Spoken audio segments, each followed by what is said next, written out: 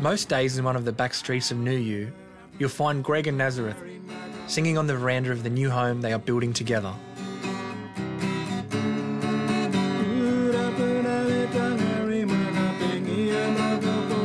Like any young couple in love, they're over the moon. They've just made the second biggest commitment in their lives. They've leased a block of tribal land and they're building their first home. This is our house. This wall is coming out and we're getting bifold doors. Yep. So it folds back because that's how I want it, or we want it. And so it opens up just to allow space. I like space. Nazareth and Greg's new home is located in Nguiu on remote Bathurst Island in the Arafura Sea. This is the first community to offer 99-year leases on their land. A new initiative that gives Indigenous people the opportunity to buy the home they're renting or build one they can finally call their own, which is a long way from how things used to be when Greg was growing up. We lived in humpies in those days.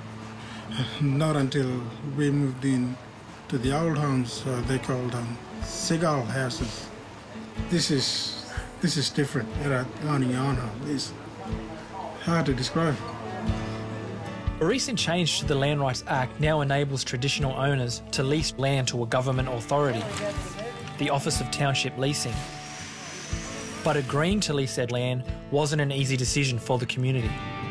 People were concerned about Woorolmyunga becoming a whitefella town. So in the agreement that only a maximum of 15% non-Tiwi residents can be living here.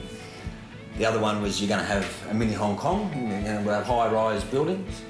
And so they've got the rule in of buildings can't be any higher than 2 stories. Last piece of the puzzle, mate. With these guarantees in place, the leasing package looked good and offered a way to improve their community. You can see what's happening at Nguiu, the improvements that are happening. But 3 years ago, for the 6 years up to then, there were 6 new houses built at Nguiu over 6 years. That's 1 new house a year. We had 53 condemned houses, but people were still living in most of those condemned houses because there was nowhere else to live. So on 30th of August 2007, following many community meetings, traditional owners in Nguiu finally signed the head lease. This act provided the security of tenure required for couples like Nazareth and Greg to lease a plot of land and build their dream home. Anyway, this is my kitchen, and this is my Gregory, and I designed my own kitchen. My microwave will sit up there, my oven will go there, and over here, this is where my burners are going to be, they're gas burners. So, yeah. Helping locals realise the great Australian dream is the job of Penny Whedon from the Office of Township Leasing. It's enabling Aboriginal people for the first time to make choices, whether they want to buy their own home or they want to go into public housing, and it's realising that they have choices and the great Australian dream like everybody else.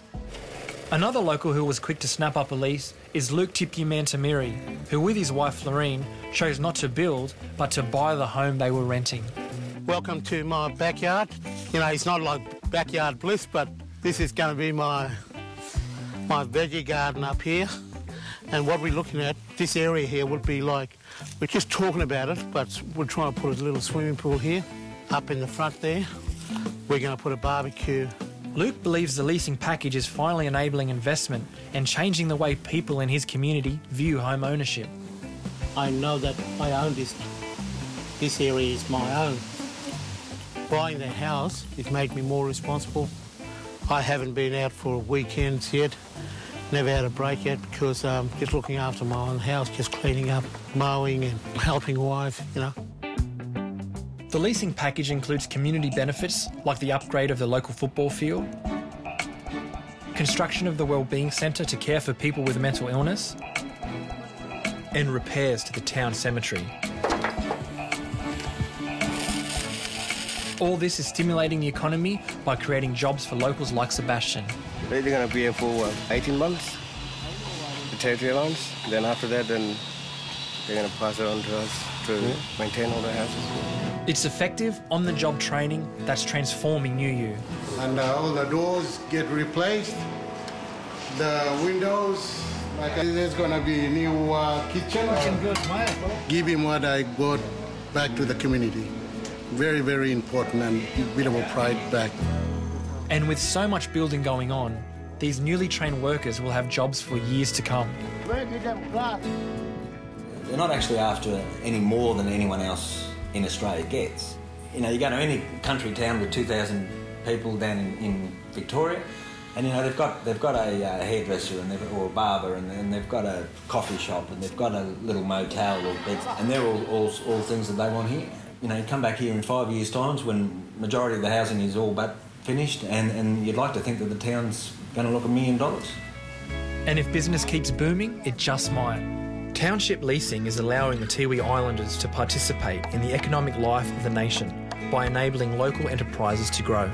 We've managed to obtain a 40-year lease, and that gives us some surety that the Arts Centre will be able to remain here for that period of time to get us on board with the rest of Australia.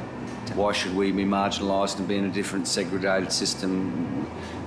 We know that we're not going to get kicked out, and that's projects we want to undertake over short-term or long-term that can be realised within those timeframes. It's a new lease on life that's inspiring everyone to plan for the future. We're going to pay off the loan so we can move on to another project because Greg wants to set up a mobile coffee shop. So that's our next project. First Tiwi to buy a block of land on his own land make me proud, because putting a house here is the main thing, and that's for my kids. It's a fantastic feeling, and it's exactly how we want it. Yeah, we'll probably be in our house for a long, long time.